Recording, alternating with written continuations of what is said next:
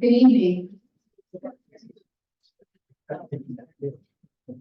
We still have people who are getting checked in the hallway, but we want to get started promptly. Thank you so much for being here this evening. How many of you are excited for this exhibition? Yeah. So we are thrilled to have Larry Nichols with us tonight to give a lecture, our curator emeritus, and I am going to just give you a couple of announcements. I am Jennifer McCary. I'm the Chief People and Culture Officer here at the Toledo Museum of Art. We are so thrilled to have you. Please be sure to check out the rest of the lecture series. We know that Larry is a very popular man. So much so that the pre-registration for this was completely filled before, like as soon as it got posted, right? We have live streaming happening in the green room, and guess what? That's filled now too. All right. So we know that there are over 300 people here to listen to Larry. We're grateful for all of you who are here, green room and in here. So we are going to let people continue to file in. If you are trying to see Larry after his talk, we are immediately going to move him to the green room so that people in there see him in person as well. So you're free to follow him to the green room, but you will see that we whisk him away. So with that, I am going to welcome Paula Wright to give an introduction, and Paula is our manager of interpretation here at the museum. Thank you.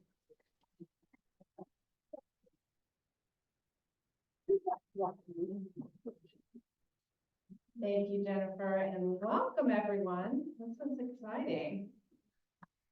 So Larry requested that I be brief with this introduction, and I will try to honor that, but I wanted to take the chance, as someone who's had the privilege of working with Larry for more than 20 years, to publicly thank him for the impact he has had on this institution and his extreme generosity as a colleague and friend. I've learned so much from you, Larry, back there in the back, and I'm so happy to have been able to work with you on this remarkable exhibition. So now the formal introduction. Lawrence W. Nichols, the Toledo Museum of Art's first curator emeritus and former William Hutton Senior Curator of European and American Paintings and Sculpture before 1900, which I believe holds the record for the longest title at TMA, served the museum for nearly 3 decades before retiring in June 2021. During his time at TMA, Larry organized and co-organized 25 special exhibitions. Among them were several international exhibitions of Dutch and Flemish art. His specialty is in Northern Baroque art. And those exhibitions included Franz Hall's Portraits, a family reunion in 2018, which traveled to Brussels and Paris, and Hendrik Goltzius, Prints, Drawings and Paintings in 2003, which also appeared in Amsterdam and New York. His book, The Paintings of Hendrik Goltzius, 1558 to 1617, was published in 2013. Larry also oversaw the acquisition of approximately 50 works of art during his time at TMA, including treasures by Edward Vuillard, Jean-Simeon Chardin, Franz Hals, and Victoria Dubourg. While he wasn't able to procure a Caravaggio for the collection, he has brought 4 masterworks by the artist to TMA's audiences. With The Brilliance of Caravaggio, 4 paintings in focus, a project years in the making. Join me in welcoming Larry Nichols, Curator Emeritus, to talk to us about Caravaggio's years in Rome.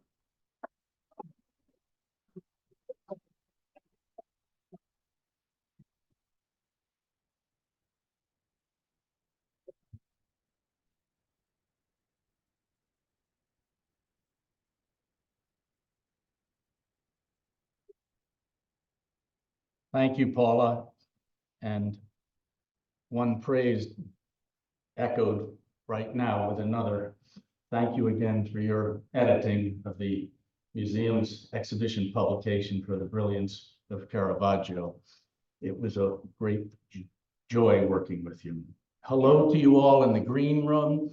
I'm sorry we're not, as it were, in the flesh together, but I'll be your way at the end of this presentation.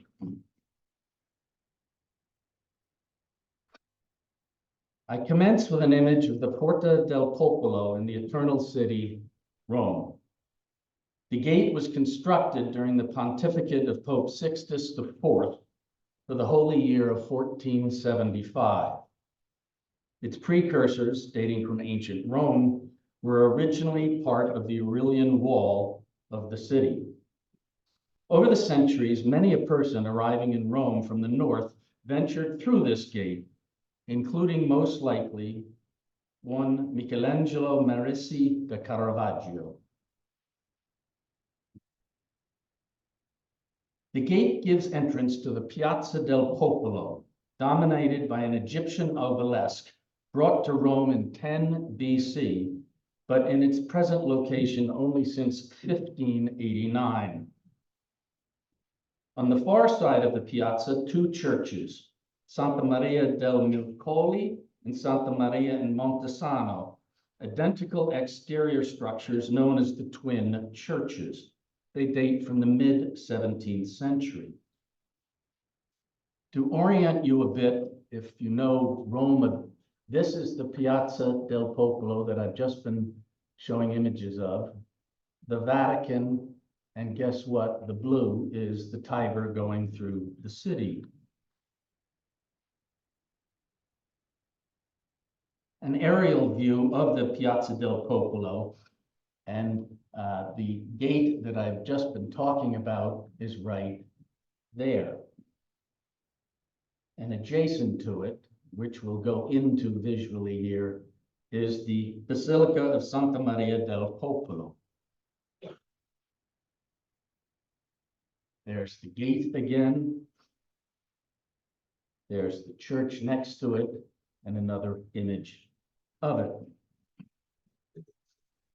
On 24 September 1600, a contract was drawn up for a commission from an artist described as Egregius in Urbe Pictor. My Latin's not very good. Apologies for Latin teachers here. But I do know it means an excellent painter in the city. It was for the private chapel of the treasurer of Pope Clement VIII, a Monsignor Tiberio Cesare, a chapel to the left of the choir within the Basilica of Santa Maria del Popolo. The commission was for two large panels, each over 2 meters in height, which were to represent the conversion of St. Paul and the crucifixion of St. Peter. Who was this excellent painter in the city? It was not Federico Barocci, who, a great artist though he was, working mostly in Urbino, though there were a number of paintings by him in Rome, and he was very influential on the artists there. You see at left a painting in the Louvre, the circumcision of Christ, and at the right, a painting in the Vatican collections, the Madonna of the Cherries. It was not Cavaliere d'Arpino, a late Mannerist painter active in Rome, who crossed over into what the great art historian Rudolf Wittkover has termed feeble classicism. You see here the Agony in the Garden in the collection in Oberlin, and St. Francis consoled by an angel in the museum in Douai, France. Rather, it was a painter who, in fact, had briefly been a pupil of Cavaliere d'Arpino, the upstart newcomer who was just completing paintings for the Contarelli Chapel in St. Luigi dei Francesi, about which more shortly, Michelangelo Merisi, known as Caravaggio. I show you the posthumous drawing of about 1614 by Ottavio Leoni in the Biblioteca Marucciani in Florence, the only known portrait of Caravaggio. There are self-portraits included within narratives, and as we shall see, I'll show some along the run of my talk, and there's even one in the exhibition upstairs. So I return to that church I showed you an aerial view of. This is the facade of the Basilica of Santa Maria del Popolo. And as we come inside, at the right of this image, you see the main altar, and straight in front of you is the chapel we'll consider presently. Wanted to make sure you see it. It's just to the left of the main altar. And you can read the word, well, I don't know if you could actually read the word, so take my word for it. Cesare is right up there in the lunette above the altar.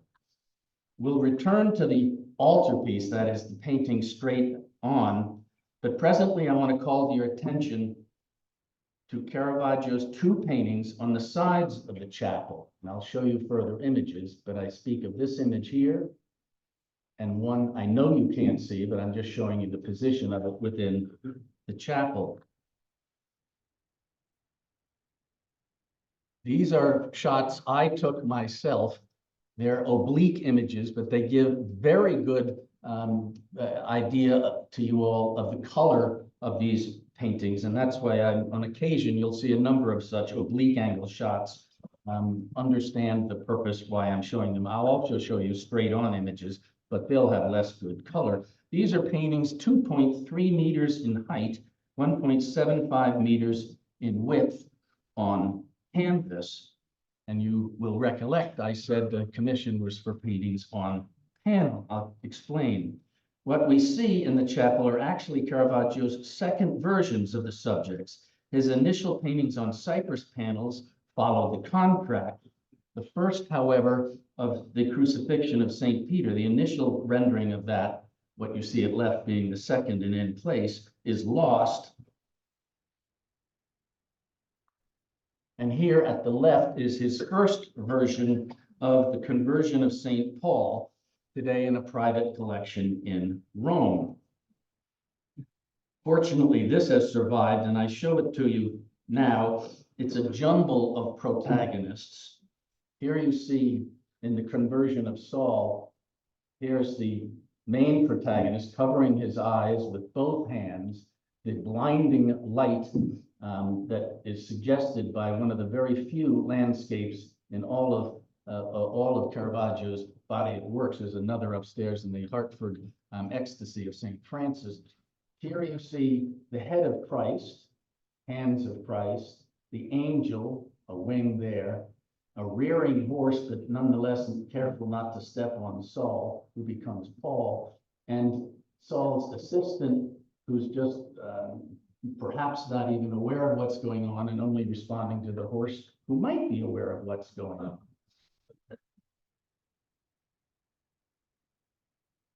So the painting at left, which didn't even get installed, would have been where the crucifixion of St. Peter is. Why was it not used? Why was it replaced? No one knows. One idea is that the patron was just simply dissatisfied with the two renderings. Another idea is that the painter decided to sell the first pair and repaint the subjects for the chapel. The most convincing argument that I'm aware of in the literature is that there's a liturgical explanation involving the hierarchical position of the subjects.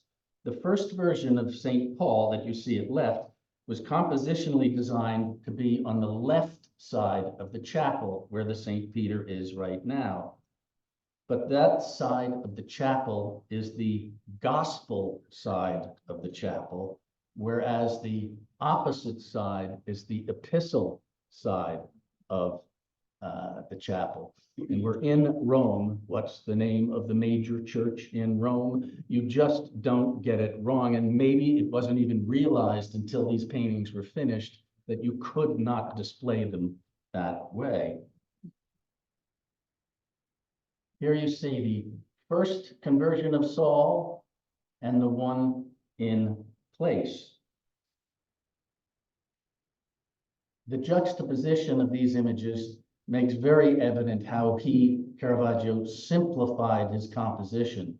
I purposely said moments ago, both hands to covering his eyes. Here, in contrast, the picture in the chapel today, Saul's arms are raised up. He's accepting the word of God, the divine challenge to Saul to change his ways and follow Christ, who, by the way, if you haven't registered, here's Christ in the first version. All we have here is an unknowing elderly groom holding the bridle of the horse, which once again is being rather careful not to plod right onto Saul. These were among his most important commissions. The dramatic intensity in these paintings is uncanny. The typical light-dark juxtaposition without any visible light source that you see here is known as his great, and it's not peculiar and unique to Caravaggio, but he's certainly the one who made it in a most pronounced way, chiaroscuro, a modeling in light and dark. Paul's conversion, which you see on the right here in the second version, in fact, is told in 3 accounts in the Acts of the Apostles. The variances in who saw the light and heard the voice of the Lord are what differs from one chapter of Acts to another. One passage giving Paul's own words as, and I quote, "The light from heaven, brighter than the sun, shining around me and those who journeyed with me." A close-up here on the left then of St. Paul, Saul, and I'll bring you even in closer. Look at all those legs, and he controls where they are. Makes me think of a Greek pot upstairs in our collection of horses or the Bassano, the great Bassano of the flight into Egypt with dogs and pony and donkey legs and others. Artists can work wonders with making you look at details. I challenge you to look closely upstairs. And the unknowing page with the rump of the horse aiming right at us, a very Caravaggesque action. You'll see more rumps as this talk goes on.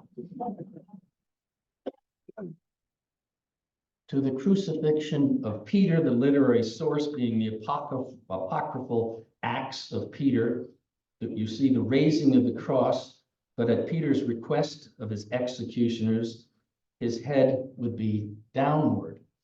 And you see the shovel right there in the hand of this fellow in the hole where the cross is going to go. Peter's lifting his head to look at me, the viewers, whereas the executioners are headless, in intense shadow, and again, no face shown. And the rock in the foreground is an obvious one, the reference being to Christ having called Peter, "You are Peter, and upon this rock I will build my church." The intersection of diagonals is just very pronounced, how he controls his composition.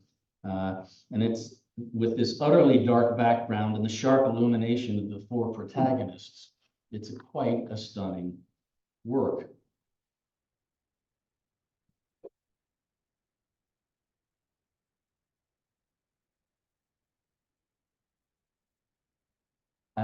As promised. But the true purpose of this image is to look at those dirty feet, and you will see more of them. He painted what he saw, and a lot of people didn't like it.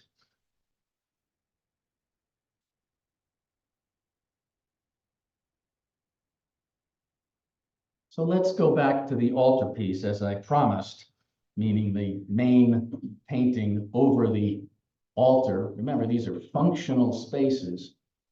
And I show you here Annibale Carracci's Assumption of the Virgin.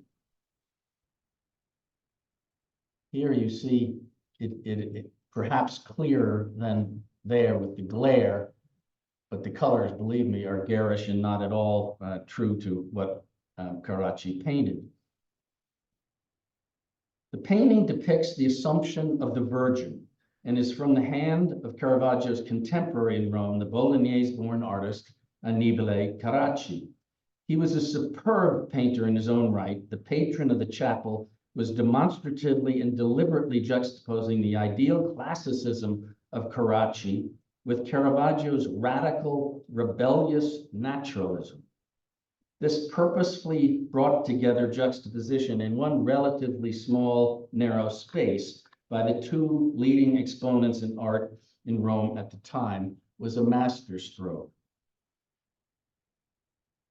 I just wanted to show you one other comparison of Caravaggio at left in the Vatican, the deposition of Christ, the entombment of Christ, and at right, Annibale Carracci's The Pietà with St. Francis and Mary Magdalene in the Louvre.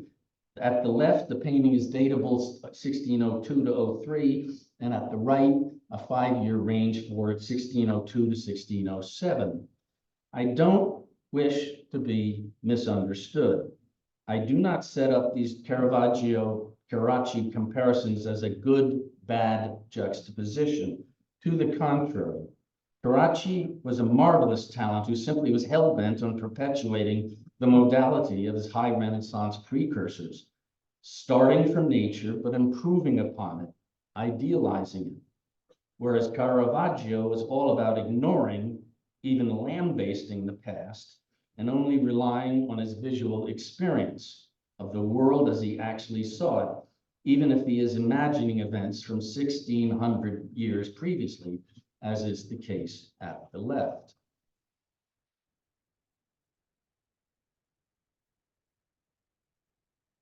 In the years 1597 to 1600, hence prior to the Cesare chapel we have just been considering, Caravaggio became the protege of the influential Cardinal Francesco Maria del Monte and resided in his household at the Palazzo Madama.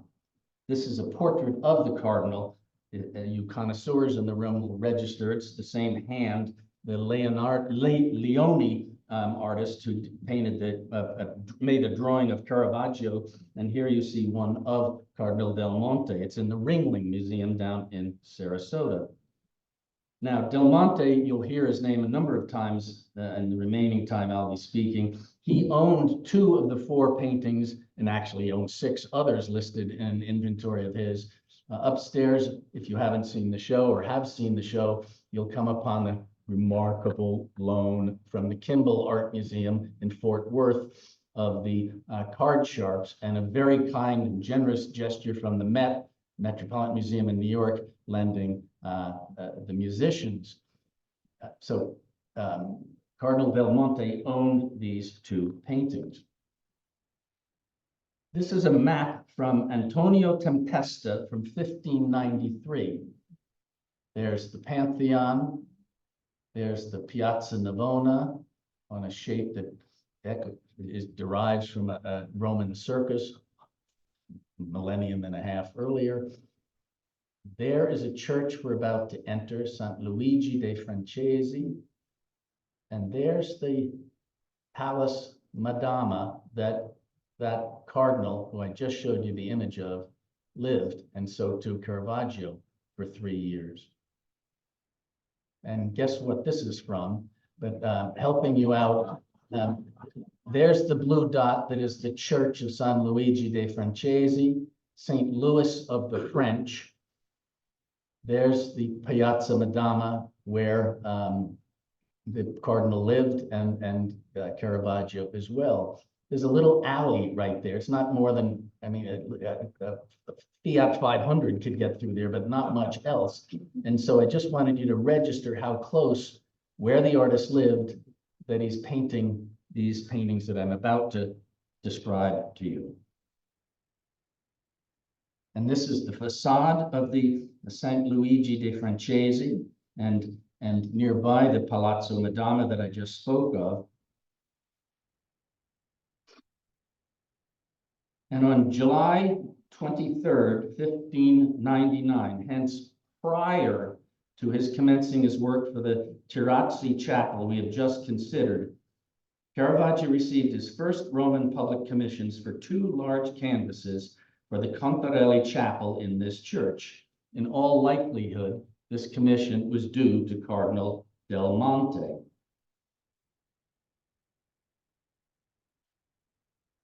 You responded when I showed you this great picture. When I was going over my notes say nave of the church, and with this pencil, I wrote the word impressive just about an hour ago because I wanted you to register it, and the images did it. Here we have interior views looking across. So we're looking, the main altar is always in the east. So this therefore is in the north. And there's the chapel we're going to talk about. This is a traverse of the nave, and you see one of the paintings in the Contarelli Chapel that we're going to talk about. These paintings are 3.2 by 3.4 meters wide. And they were installed by the start of July 1600. Again, oblique shots of them, but they do give you an understanding of the space. And we'll come to all of these paintings as I click through here. He painted all what you're looking at: the calling of St. Matthew, the martyrdom of St. Matthew, and seen twice here due to how I held my camera, the inspiration of St. Matthew. These were his first large-scale endeavors.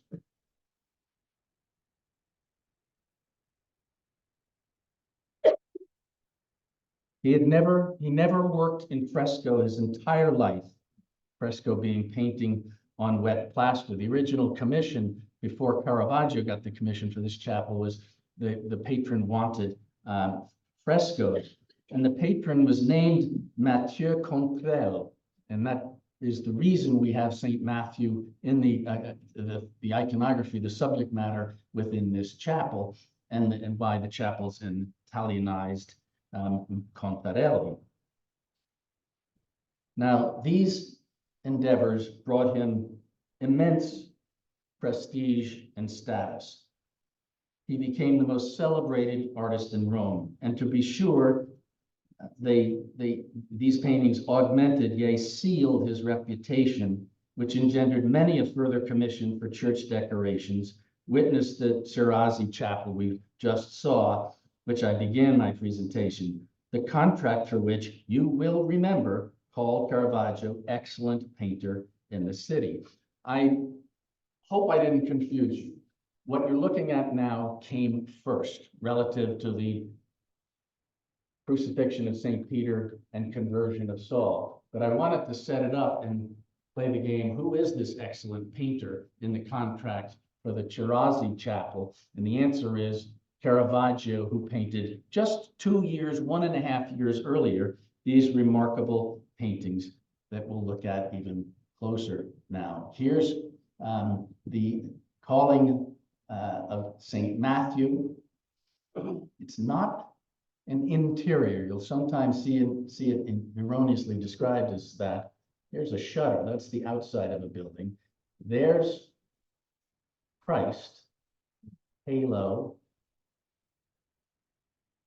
Remember the first name of this artist? Even though we call him Caravaggio, first name is Michelangelo. And of course, you can recognize what motif he's taking from a certain ceiling.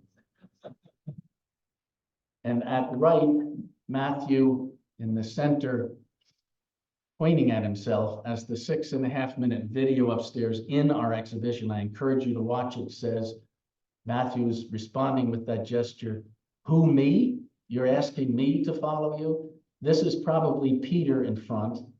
Christ and Peter are dressed in idealized, timeless garb, whereas all these others, Matthew, perhaps a man paying his taxes, a man counting coins, an assistant of Matthew, and 2 others who are looking on to what's going on, whereas these 2 are still unaware of it. They're all in contemporary, if theatrical, garb that you could see in contemporary Rome. And that's one of the things that totally shocked people when they walked into this chapel.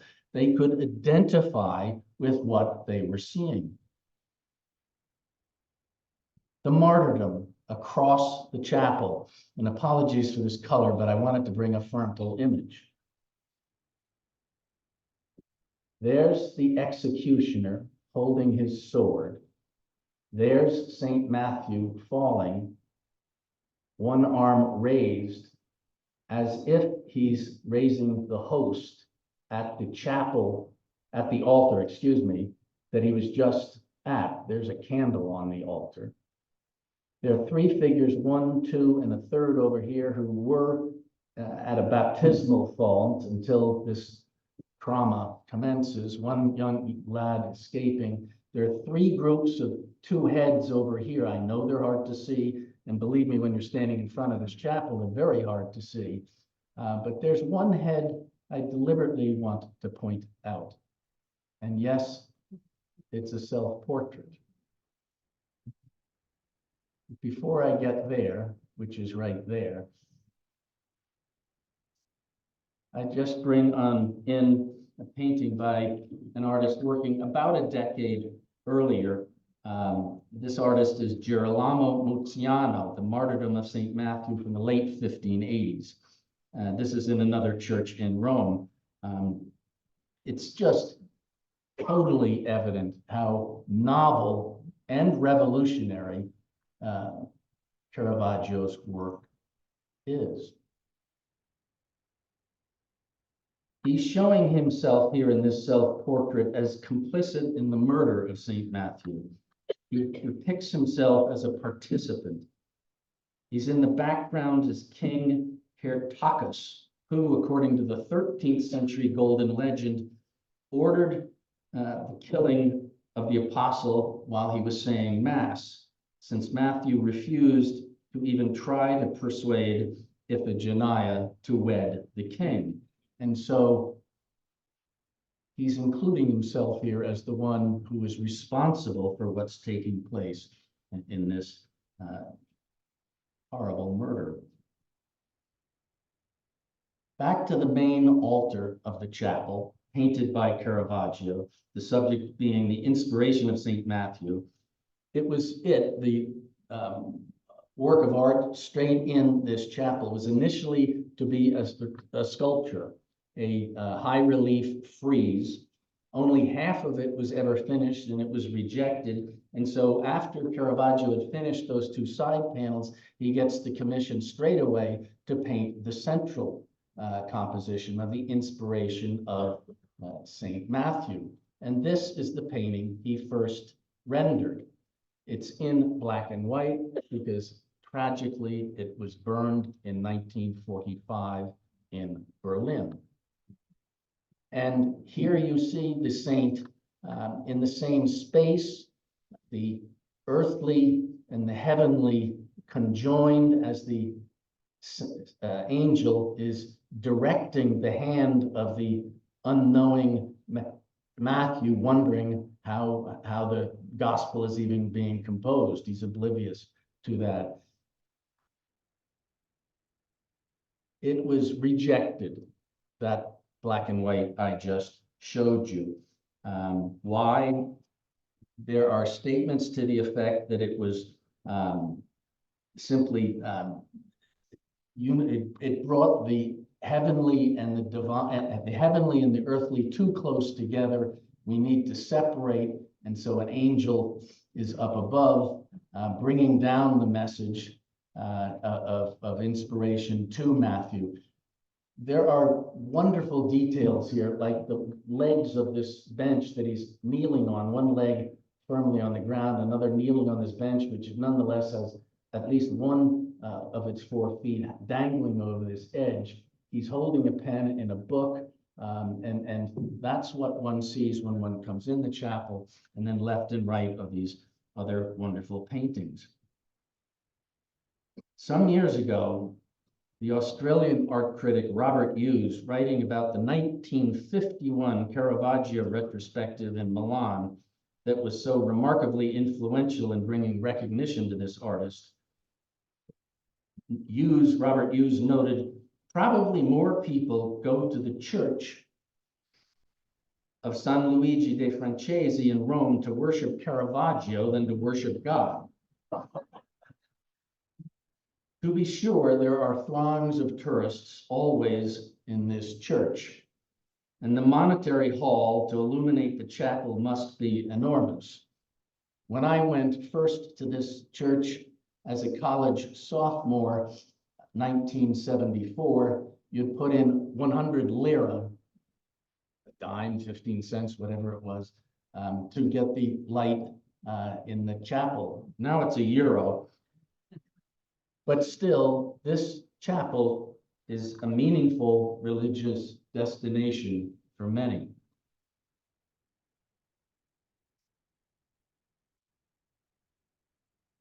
Caravaggio paintings in Rome are visible to be found in churches. We've just looked at two of them, the Contarelli Chapel and the Cesare Chapel, and one other I'll show you not too long from now. A number of other altarpieces were created for churches, but they were rejected. Smaller cabinet-sized pictures are to be found elsewhere in Rome in museums and in private palaces, such as the Palazzo Borghese, which boasts 6 paintings by Caravaggio. And you see here 3 of them at left, the largest painting on this wall, Madonna and Child with St. Anne. This was a commission from 1605 for the right transept altarpiece for St. Peter's, only put on view for a few days because it was removed when the priests were just unwilling to accept Christ's nakedness in this painting. To the right is David and Goliath. We'll come back to that, and we're presently going to look at this picture, a self-portrait as Bacchus. And you see that self-portrait as Bacchus with a detail, and there you see David and Goliath with a detail, and both are self-portraits. Caravaggio was born in 1571 on the 29th of September, the feast day of St. Michael. He was born in Milan or nearby Caravaggio, a small village just to the west, not very far away. And his birth name was Michelangelo Meresi, the saint day, giving him his first name. And this became Michelangelo Meresi de Caravaggio, and today he's known only as Caravaggio. Think of others known only by one name, Michelangelo, for example, who says Buonarroti, or Rembrandt. Yes, he's Rembrandt van Rijn, but we call him just Rembrandt. Caravaggio would die in July 1610, 2 months shy of his 39th birthday. There are approximately, well, the most recent catalog lists 67 paintings by him. There are perhaps as many as 24 more known via archival and literary sources, but they're lost. And then there are questionable paintings, meaning we art historians just can't come to agreement on what he did and didn't paint in certain instances. Here's that self-portrait as Bacchus, the artist studying his features in a mirror, and the artist identifying as the god of wine. Now, what are the sources that we have for this man's life? Well, one certainly is police and court records. On at least 11 occasions in the first 5 years of the 17th century alone, Caravaggio is known to have been brought to trial for sordid acts of violence, verbal abuse, and slanderous satirical writings. What is possibly the most notorious and bizarre example of the painter's not infrequent, unrestrained antisocial behavior is captured in a police document of April 24th, 1604, that records the account of a witness to the incident. I was having, quote, I was having dinner at the Tavern of the Moor. On the other side of the room, there was Michelangelo de Caravaggio, the painter. I hear him ask whether the artichokes were done in oil or butter. they being all on one plate. The waiter said, "I don't know," and picked one up and put it to his nose. Michelangelo took it amiss, sprang to his feet in a rage and said, "If I am not mistaken, you damned cuckold, you think you are serving some bum." And he seized the plate with the artichokes on it and threw it in the waiter's face. Other sources about his life, as well as his artistic production, are the 17th century biographical accounts of three authors, one being Giovanni Baglioni, a painter and contemporary of Caravaggio, strongly under the influence nonetheless of his nemesis, and he published a biography in 1642. And then there was Bellori, who's writing in 1672, 30 years later. They're almost kind of echoing each other.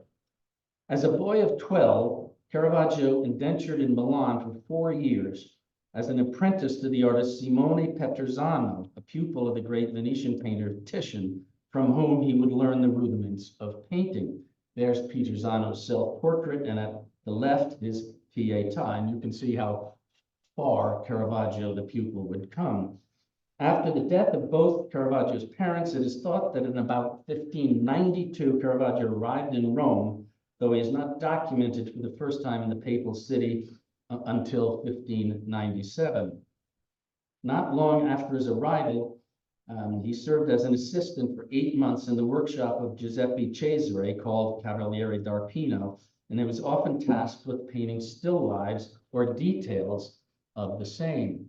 Here's another wall in the Borghese, Gallery Borghese, and there's a painting I'm going to show you in a moment. There's a St. John, and half visible glare is blocking out the other part. That is a St. Jerome. This is The Boy with a Basket of Fruit from 1593 to 94, datable around the same time as the Bacchus, self-portrait as Bacchus I just showed you. It's painted from a model, possibly an assistant, the Sicilian-born Mario Minetti. Caravaggio's quoted as saying that it was as difficult for him to make a good painting of flowers, and by implicit I'm saying fruit, as one of figures, meaning he painted what he saw. And it didn't matter if it's a human being or flowers or fruit. Besides this detail in the boy with the basket of fruit, there is one still life by Caravaggio that we have. It's a very reliable record that there was another, at least one other. This was owned by the Archbishop of Milan already from 1595, and that individual gave it to a library in Milan in 1618, and it's been there ever since. If any of you by chance are headed to North Italy before April 7th, there's a focus show on this very painting in a city called Asti near Turin. I'm going to show you another image of this amazing, mesmerizing, absolutely miraculous, spellbinding, what other phrases can I say, still life. And here it is. And I show it because the colors, believe it or not, are actually truer in this image. Here are the 4 paintings in our show upstairs. The upper left, the Met's musicians. Lower left, Detroit's Martha and Mary Magdalene. Upper right, the Hartford Wadsworth Atheneum Museum of Art's Ecstasy of St. Francis. And down on the right, the remarkable Kimball painting from Fort Worth, the Card Sharps. And in the exhibit also are 4 Toledo Museum of Art paintings, a French painting, Valentin, he's working in Rome, a Dutch painting, The Supper of Romeus, this being the fortune teller, a Dutch painting by Hendrik te Brucken. He's in Rome, 1608 to 1614. There's no evidence he actually met Caravaggio, but he's painting the same subject that Caravaggio rendered twice. One is illustrated on our label upstairs. There is our Artemisia Gentileschi, Lot and his daughters, and Giuseppe Ribera's portrait of an anonymous musician. So those are the 8 paintings in our show. You can view them upstairs, and you can also read our labels, and you also can devour our publication. which, by the way, is available in the museum stores. My father said, when in doubt, buy. For the remainder of my time this evening, however, I want to present to you additional highlights, my aim being that an overview of Caravaggio's paintings in his Roman years will coalesce for you, thereby placing the 4 paintings by Caravaggio in our show in a larger context. But as an aside, I want to show you the 3 others of the 7 Caravaggio paintings in public collections in the United States. This is the Nelson Atkins Museum in Kansas City of St. John. This is the Martyrdom of St. Andrew in Cleveland, and the other painting in the Met collection, the Denial of St. Peter, given partially to the Met by one of my first jobs, a dealer named Herman Shipman. His name's right on the credit line for this painting from Fifth Avenue. So here we have then the lute player of 1594-95 in St. Petersburg. Possibly Del Monte had it and then gave it or sold it to a man named Giustiniani. Del Monte then had a second version created. It's in a private collection in New York.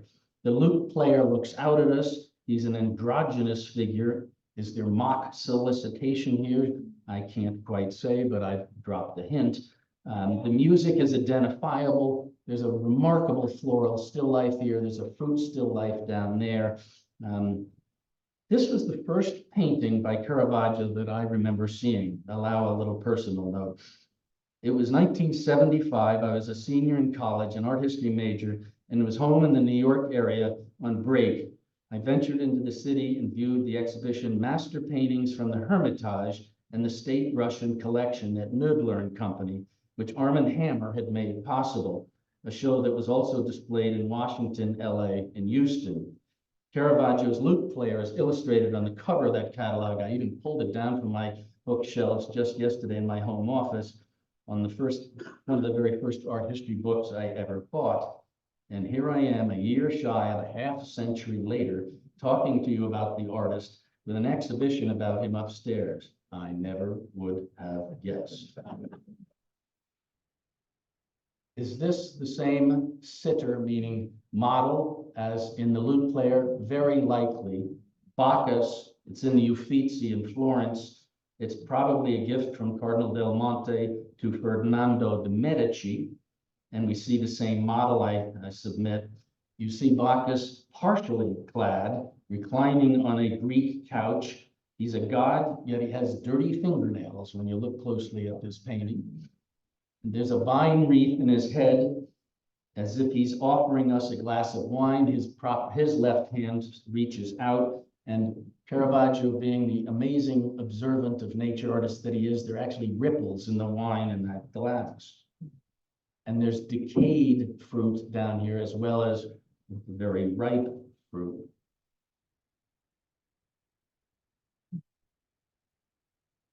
The head of Medusa, a couple of years later, also in the Uffizi. This is a painted canvas affixed to a convex object as if it's a shield, the implication being that it's Perseus's shield, he only looking at the reflection in his shield, enabling him to kill the Gorgon and not the other way around. It was the first of 9 paintings he made of 5 different subjects involving beheadings, more about which as this talk goes on. In case any of you are looking for a pied-à-terre in Rome, this mansion is on the market. It was painted, the ceiling painting, I'll tell a little bit about this, but this ceiling painting is in this structure. And it's, as I said, it's available. Hopefully it will end up a museum and people can get in to see Wait Gracchino. I think Guida Reni is in this museum as well. And you're looking at Caravaggio's Jupiter, Neptune, Pluto in this Villa Aurora. There's Jupiter, there's Neptune, and there's symbolic of Earth, Pluto. In the Thyssen-Bornemisza Museum in Madrid is this remarkable St. Catherine, 1597-98. also in the Del Monte collection. It was acquired and stayed in the Barberini family from 1628 till the early 20th century.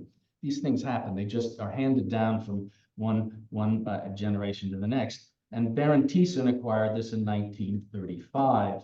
It's a very powerful composition of St. Catherine. And I'd remind you, this is the same saint who's in the great Rubens, the crowning of St. Catherine, upstairs in our gallery.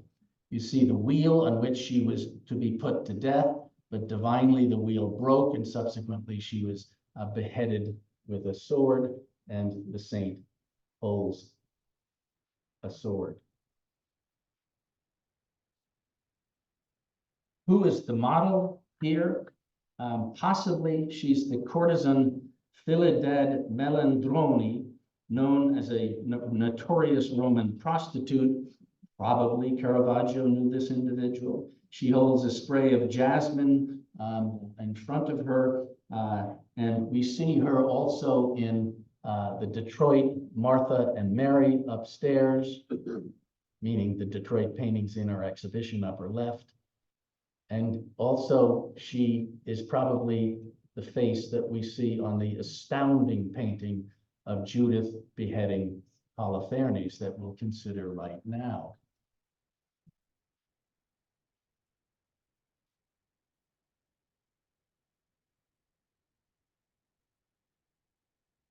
This same woman keeps showing up in a lot of these pictures. Wonder who she is.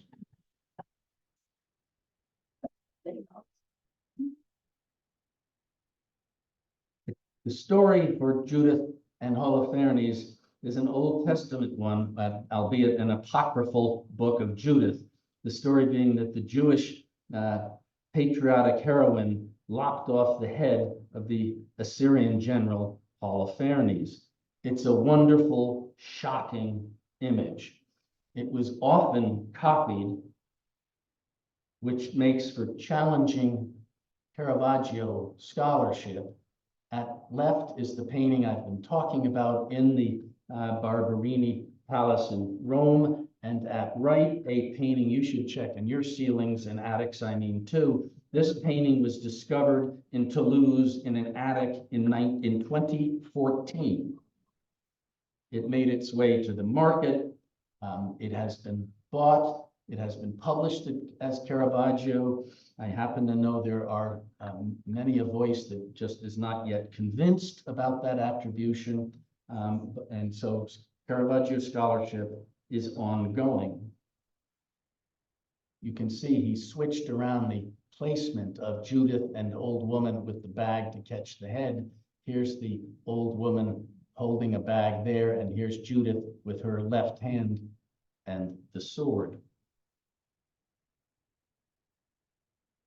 It's a shocking painting, to be sure. It's about as gruesome as Caravaggio can get, and that's saying something.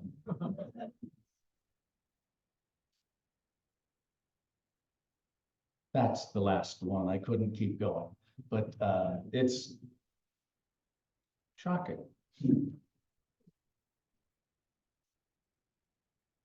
And here then, a calmer image, but still a shocking one. The Doubting Thomas from 1601 to 02, documented as early as 1606. It was in the family of Justiniani that I mentioned a few times until 1815, when the King of Prussia acquired it, and today it's in Potsdam. I've not seen this painting. This is one of the very few I've not ever made the pilgrimage to see. You see a remarkable cluster of heads, a full body of Christ, about 3/4 length that is, and 3 heads witnessing what Peter, who needed to see and actually put his finger in the wound of Christ to believe what he initially didn't witness, Christ's resurrected appearance to the apostles. This is a haunting specter of a picture. And this great taking of Christ in the National Gallery in Dublin was known to have been paid for in 1603. It stayed with the family until the 18th century. In 1802, it was purchased by from the descendants of the original owner and taken to Scotland. In 1912, it was at auction in Edinburgh, but didn't sell. It was acquired privately and brought to Ireland about 1930 and bequeathed to the Jesuit College in Dublin. It was discovered in 1990, and our own Brian Kennedy, former director of the Toledo Museum of Art, had a very major role in discovering this picture. You see a self-portrait here. There's Christ, there's Judas, there's the fleeing young, hollering, panicked St. John, the soldier holding him, another soldier there. There's another face right up there, and there's there's Caravaggio representing himself as a witness to all of this, and he's holding a lantern, a light source in this case, but not the only light source that we have here. Absolutely wonderful, wonderful painting. This is the facade of the Church of San Agostino, the third church in Rome that has a Caravaggio, which has never left the location for which it was painted. And inside, in the Cappella Cavalletti, is the Madonna di Loreto. 2 days prior to the death in 1602, the patron of this chapel, Ermete Cavalletti, made his will in which he left money for the purchase and decoration of his funeral chapel to be dedicated to the Madonna di Loreto in this church. And here you see the painting in its full at left and the detail at right. There's a 15th century legend that Mary and Joseph's house in Nazareth was carried to safety to Loreto in northern Italy along the Adriatic Sea by angels in 1291 when the Saracens were driving the Crusaders out of the Holy Land. We do know that the man who commissioned this chapel visited as a pilgrim this location, and that's why he wanted this subject above his tomb. Large babies, the Italians made.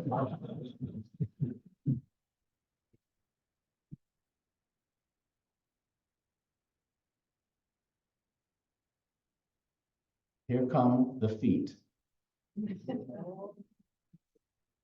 You can understand why in many instances this artist was simply rejected as not adhering to decorum. But this painting stayed put.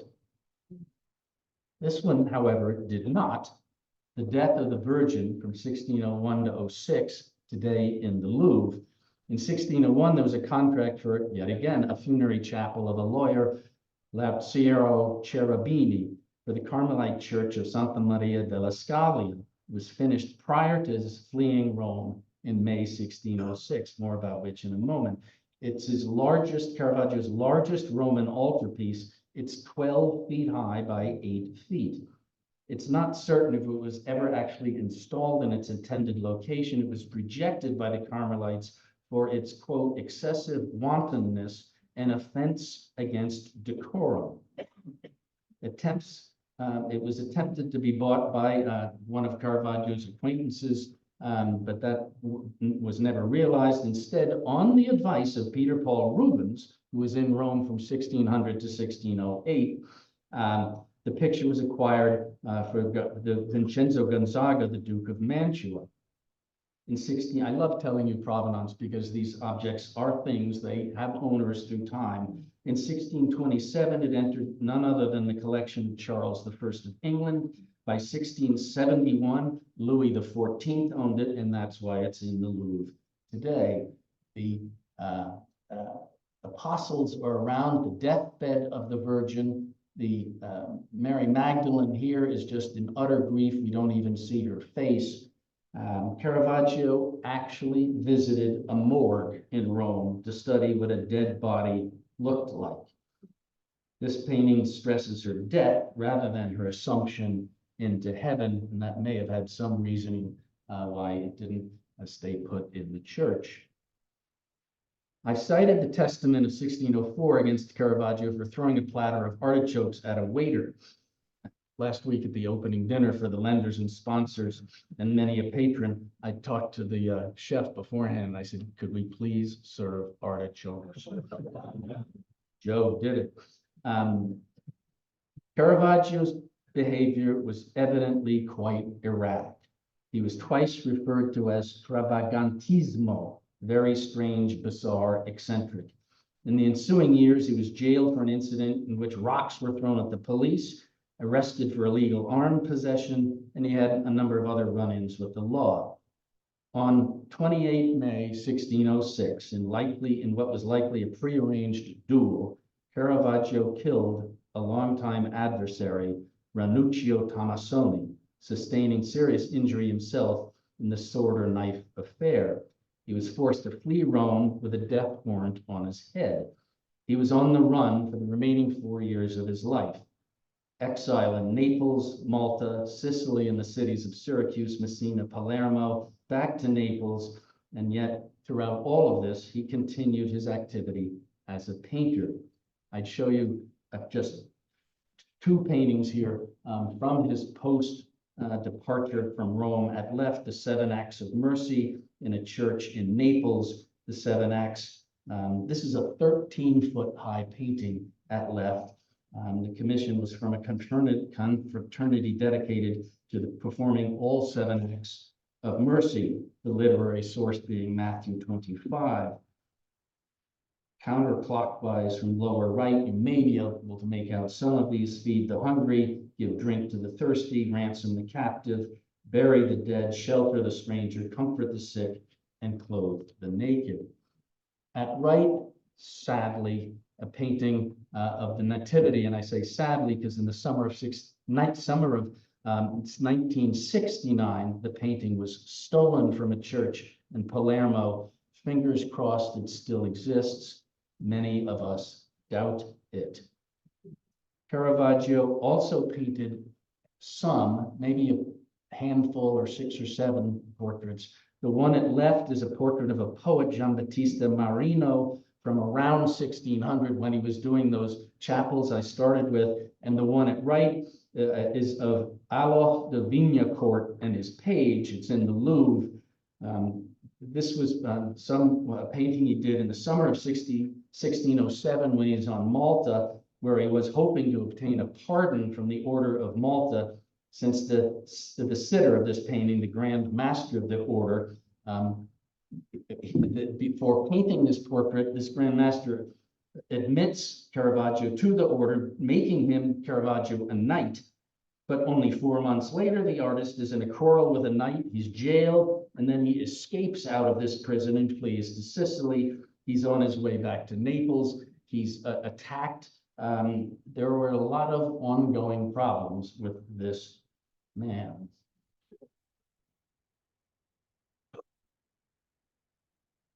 On 9 occasions, 4 from prior to his committing the murder, and thus 5 from post-dating the crime, Caravaggio took up subjects dealing with beheadings. The head of Medusa, Judith and Holofernes, the sacrifice of Isaac, which I've not shown you, and the beheading of John the Baptist, as well as on 3 instances, the subject of David and Goliath, the youthful David slaying the Philistine giant. You see here the version from 1598-99. It's in the museum in Madrid, the Prado. Here you see one in Vienna, the sword in David's hand and the head in the other hand, and a painting I showed you already, 1609, 1610, a savage image, the head thrust toward us. This was just an amazing painting, giving his own features to the decapitated Goliath. There are many a psychological analysis of Caravaggio. I'm not going to go there. Most of them are balderdash. He was a great painter. This was a work likely intended as a gift for Pope Paul V, in an attempt to be granted a papal pardon, allowing him to return to Rome. Thinking, or possibly even knowing, that a pardon was forthcoming, in July 1610, he sails from Naples to Palo, a small port just west of Rome. Caravaggio was initially apprehended. For what reason or reasons, it's unclear. Without him, the boat carrying his possessions, including 3 of his paintings intended for Cardinal Borghese, the nephew of the Pope, the boat sailed on to Porto Equile, further to the north. Released from prison, the already ill and injured painter, frantic to be reunited with his paintings intended to secure his pardon, likely traveled the 50 miles to Porto by horse in the hopes of meeting up with the vessel, only to die of exhaustion on July 18th. I conclude with a few images from 1951 in the Toledo Museum of Art. These images show the cover of an exhibition catalog that was here called Art Treasures from the Vienna Collections. And there, the Toledo Museum of Art had this exhibit in the spring of 1951.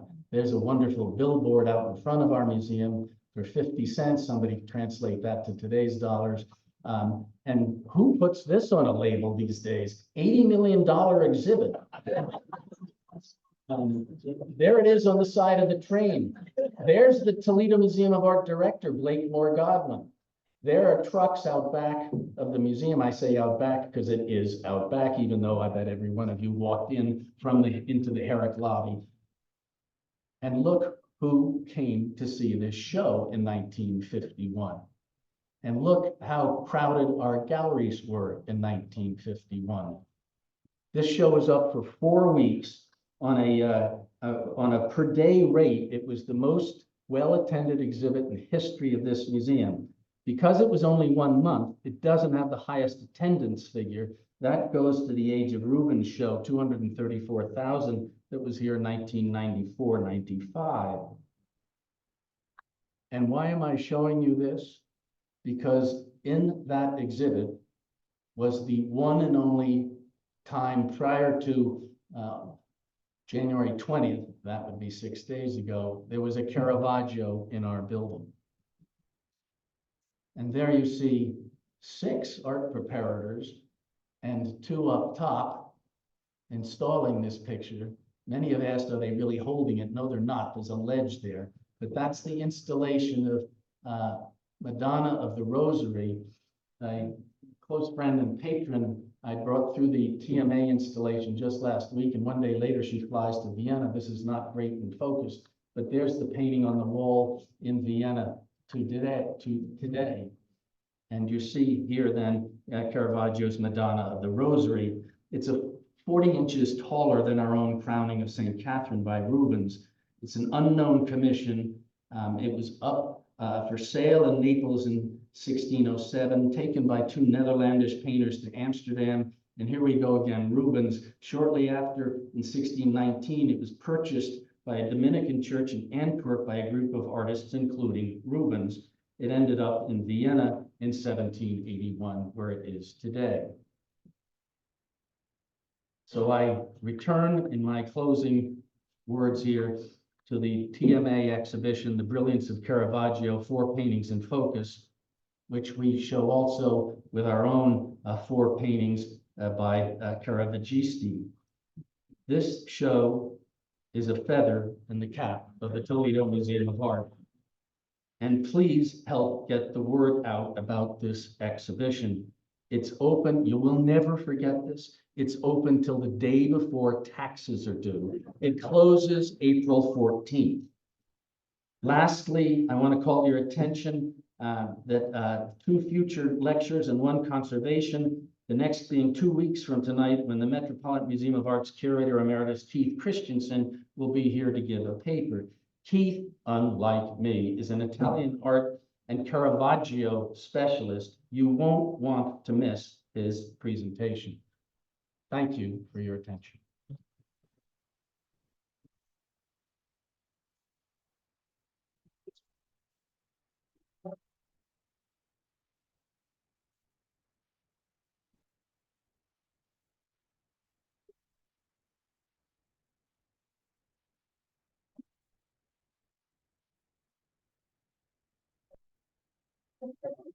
I'll field the field. I've got the mic on here. I'm going to be whisked. That was the verb used. I'm going to be whisked off to the green room very shortly. So I am not just a voice. But if anybody presently here in the Little Theater, I just love the name of this theater. It's the Little Theater given by the Little family. And guess what? It's small. And here we are. But truthfully, question. Hi, not be an accident. It is not an accident. My wife had everything to do with it. Go look at the card sharps upstairs, the great loan from the Kimball. Sir, So you mentioned there were 67, should you? in a catalog by an artist named Schutze, SCHU umlaut TZE. Others disagree, and it's a little bit fluid, but that's to give you the range of his extant œuvre. Please, Anne. Horses in the conversion of Saul. I believe the biblical text, there are pastors in this audience, somebody correct me if I say something wrong. He fell off a horse when he was blinded by the light. Thank you, a nodding head from a priest. There are at least two in the room. Question back there. David. Not to be ghost, but maybe to be ghost. When you said that he did this on commission, that on commission, were they like big commissions? Was he rich or were they? He made money. We know, no, he was not rich. Moreover, money just flew out. He's living.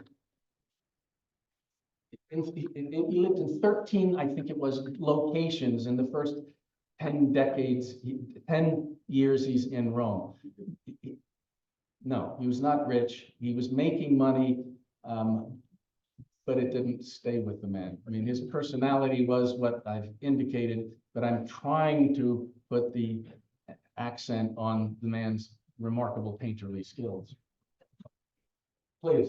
Larry, during the Second World War in Rome, were his paintings protected in any way? Certainly, yeah. The Night Watch, the great Rembrandt, 1642, in the Rijksmuseum, was kept in the tallest mountain in Holland, all of 300 feet, in a mine shaft. Yes, in Berlin. In fact, the painting was in a bunker, and nonetheless it went up in flames. One last question. Yes, please. Was that also given to Francesco? Yes. Yeah.